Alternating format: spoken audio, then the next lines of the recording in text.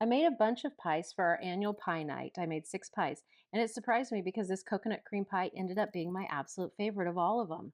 So I make the crust. The homemade crust is just hands down going to be the best way to go. However, it's okay to buy it, but crust really doesn't have to be difficult.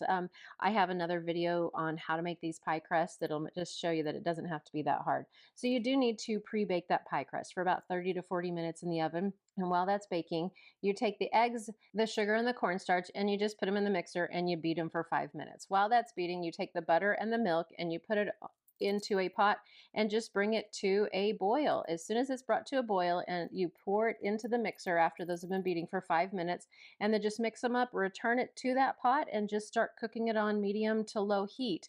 This took about 5 minutes. I know sometimes it can take up to 10, but mine was about 5. Then add in the vanilla, pour it into a bowl, put it in the fridge for about 2 hours so it can cool.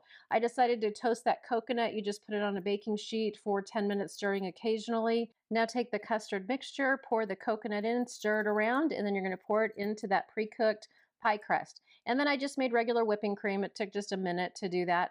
And after you've got the custard all smoothed out, put that whipped cream on top and just carefully smooth it. Put that toasted coconut on top of it. And then it's best if you can put it in the refrigerator. So cook it the day before if possible, but it is such a really, really flavorful good pie. I'm also not a huge coconut fan, and it was one of my favorites.